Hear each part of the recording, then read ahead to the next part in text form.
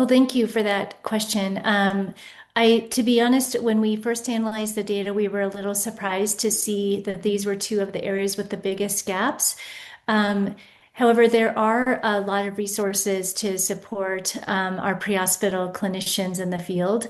I'll just start with a quality improvement as an example. One of the challenges is that many EMS agencies don't actually have specific pediatric quality measures that they report using to track outcomes of children. And some coordination with the National EMS Information System, or NEMSIS, along with the EMS for Children program, was done to create a set of quality measures. A technical expert panel came together and identified 24 quality measures for pre-hospital pediatric care.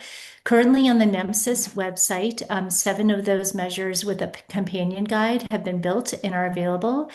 The companion guide actually gives EMS agencies guidance on how to track those measures internally with standardized data fields that all pre-hospital EMS agencies collect. So those data fields start to give some insight into common pediatric emergencies, specifically administration of IM epinephrine in the event of anaphylaxis, administration of beta agonists, or breathing treatments for children with acute respiratory distress or asthma.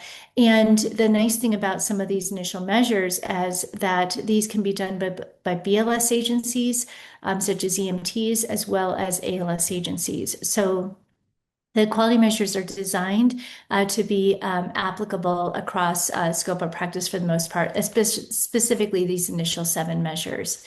So that is one thing that I do think that EMS agencies can do to support some of that work in the quality improvement era.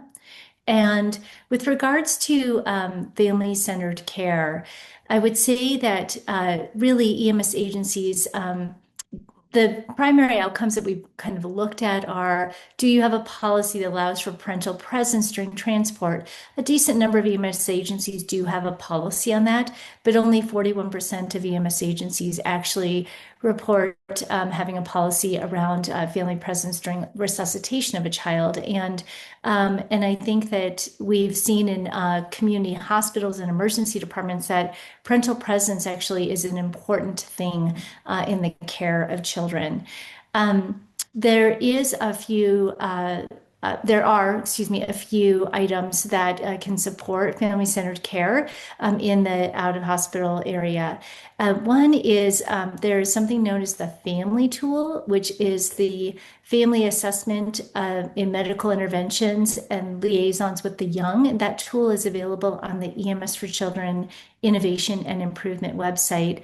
And it is a bit of a satisfaction survey that's available in both English and Spanish that EMS agencies can give to families that they transport to get insight into the family perspective.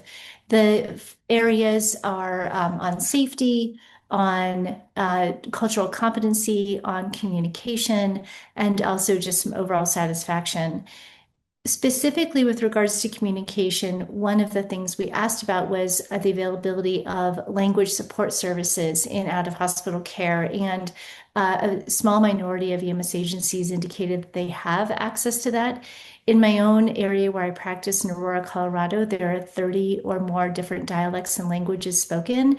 And our EMS community here in Colorado actually has online language services to be able to communicate with families in the field. So these are not impossible steps to take.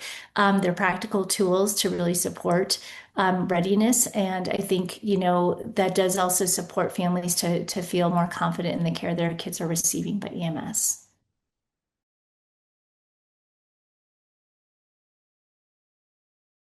Thank you for that. The role of the PEC, pediatric emergency care coordinators, or sometimes people refer to them as pediatric champions, have been advocated for since an Institute of Medicine report came out in 2006, highlighting how uneven emergency care for children is, both in community emergency departments as well as among EMS agencies. So nationally, there's been an effort to advocate for pediatric emergency care coordinators and EMS systems for almost a decade. When initially that was assessed, there only about 23% of EMS agencies reported having a PEC. In our study, now published in 2026, with the assessment done in 2024, 38% of agencies reported having a PEC, which we thought was actually notable improvement. So we've done a lot of work interviewing those who are in the role to see what their barriers and challenges are.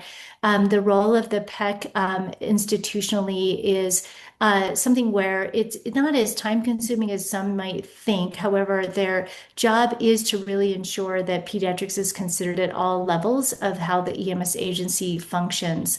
However, less than 10% of children or of EMS calls are actually children. And so therefore, it's a small minority of the number of patients seen, but integration of kids into baseline protocols, integration of kids into some of the policies and procedures are things that the PECs do, and then specifically the training. And I would say that's where the biggest investment must come from, is that PECs often need time to be able to do training on pediatric equipment with their EMS agencies. And we've looked at different models of PECs. There can be regional PECs, there can be on-shift PECs, and it really needs to fit what the EMS agency thinks is needed in their own system.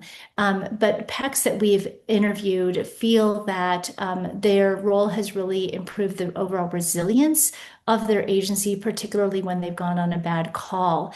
And that doesn't really have a value that you can necessarily tie to monetary value. So I think that the role is seen as really critical to agencies that have them, and agencies that are looking to institute a PEC. We're starting some PEC modules to give some guidance on what do PECs do, and then also some PEC. A lot of states have PEC seminars or other PEC workshops so that there can be some mentorship among PECs and EMS agencies so that they don't feel like they're kind of reinventing the wheel on their own.